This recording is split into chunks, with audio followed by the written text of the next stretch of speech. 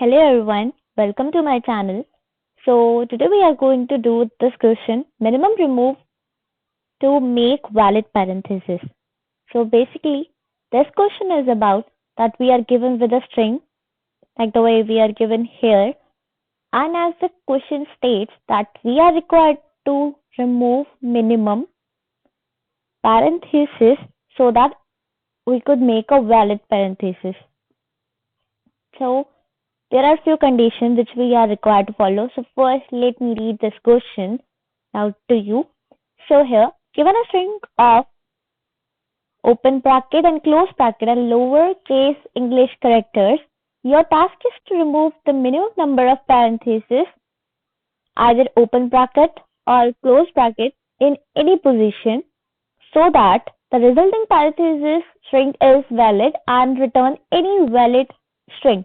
Formally, a parenthesis string is valid if and only if it is empty string, contains only lower characters, or it can be written as AD open bracket A concatenated with B close bracket, where A and B are valid string, or it can be written as open bracket A and then close bracket where A is a valid string. So these are the few conditions which we are required to follow, and as they have mentioned that we are required to return any string, right? But the thing is that that particular removal should be a valid. That is, it should be have both close and open bracket. So this is what it is required. That open bracket is closed by a closed bracket means pair exists there in correct manner. What I'm saying is that it should be like this, it shouldn't be like this, or it shouldn't be like this one, or it shouldn't be like this. It should be simply like this, or any such form. Means all the brackets which are there, they all should be closed. So this is what I'm saying and what all is required in this question. So now, after viewing this question, the first thing which comes to mind is that we could use a stack. And how we can use that stack is basically by using the stack, we could simply maintain a stack in which we would be pushing this particular first bracket, then pushing this second open bracket, right? And then when comes this particular bracket, then we'll check the top of the stack that does it contain a open bracket. If yes, it contains, then we'll simply pop out that open bracket, right? Now this particular brackets are completely uh, closed, right? Now comes the part that when we'll encounter another bracket, means this closed bracket, then we'll check that is a stack empty or not. If it is not empty, then we'll simply pop out the bracket which is being there in our stack, right? And at this moment, our four of the brackets are completed, right? Now when we go to this last bracket, now here we see that is a stack empty or not. Yes, our stack is empty. So we are required to remove this particular last bracket, right? So at this moment, what we can do is we could simply mark this particular character here as either by hash or dot, means like any other character we could use, that yes, we are required to remove this particular character because it is making our string with invalid parenthesis, right? So this is how we can do by using stack, but it will be using order of n time complexity. It's all right because we would be simply traversing our whole string, but it is also using order of n extra space, and that space is because of the stack, because there could be a case when we are using the whole string as it is, right? There could be this case also, and in this it will be simply equals to n, and the stack would be having a size n. So that's why our space complexity is simply order of n in this case. Now comes the part that could we optimize this particular solution in any case. Yes, we can optimize by simply removing the usage of this stack with a variable and changing some of the logics which we were using in this particular stack. So now comes the part I've written that particular thing at this particular space. Now we are given with this particular string, right? Now all the parentheses are valid when we are using it in this manner, right? Now comes the part that how we would be doing it.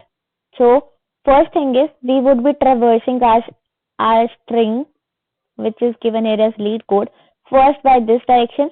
So we could encounter all our open bracket and simply all the corresponding close bracket could be encountered and they could be simply keep check that yes now they are having a pair before they are part of pair, and also those which do not have any pair, so they would be simply marked by hash or dot, means any character they could be marked, right?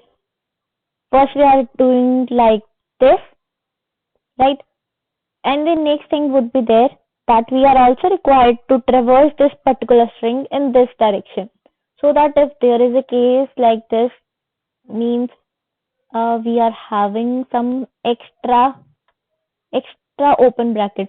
So when we would be traversing in this direction, it has pair, but this doesn't have any pair, right? So that's why we'll simply mark it as hash.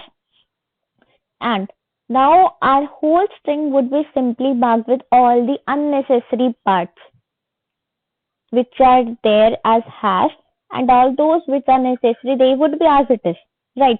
So now what we can do at last is our answer would be a string as per the requirement of the question, right?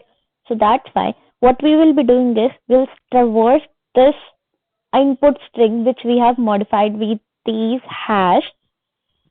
So while traversing, what we will be doing is if we encounter that s of I equals to hash, then we'll simply skip, that is will continue. Else what we will be doing is else we'll simply do answer of not I, but we can simply do a pushback also. Answer dot yeah, answer dot pushback, or not even a pushback. We could simply do answer plus equals to, because we are simply using it as a string, right? So rather than using any other operation, we could simply do it like this: that answer plus equals to whatever our present element is. This is being done when this particular condition is not encountered. So at the end, we'll simply return our answer. So this is how that so simply this particular question could be done in order of one space, right? So this was the question. Uh, yeah. So let me walk you through the code about this question. So for this particular question, the first thing which I was saying, that we would be traversing in forward direction, right? So while traversing in the forward direction, what I am doing is, let me mark it also so that it could be much easier to see. Okay, so while traversing in forward direction, what we are doing is we will first check that if there is open bracket. If there is, then we will simply increment our count variable. And if we are encountered with a close bracket, then we will simply check that is our count equals to 0. If our count is equals to 0, then we'll simply mark that particular character as hash, right? And if that was not the case, then we'll simply decrement our count. And this is what we would be doing while traversing our particular string in forward direction. Now comes the next part, that whatever the brackets which are there, it is starting. These all the open brackets which are there, but they don't have any pair. So for that particular case, we are having iteration again for this particular string, but in different direction. That is from backward direction. Means at this moment, whatsoever a string is there, it will be moving from backward to forward. So at this moment, what we are doing is we are simply starting from I is equal to n minus 1 and I is greater than equal to 0 and minus 1 is I, and we are simply checking here. So we are simply checking here that if we encounter a close bracket, then we will simply increase our count, and if we encounter a open bracket, then we'll check for two conditions. That is our count equals to 0. If that is the case, then we'll simply mark the character as hash. If that is not the case, then we'll simply decrement our count.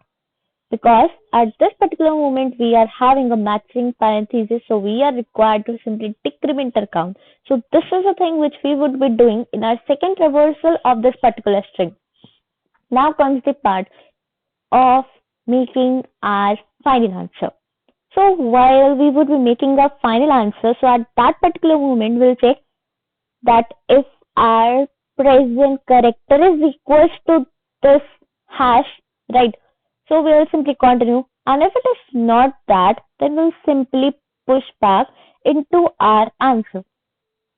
So this is a thing which we would be doing for doing this particular question. So this is all for this, and I've already explained with the time complexity at the beginning.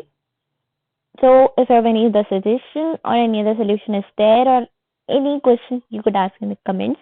So this was all for it. Thank you.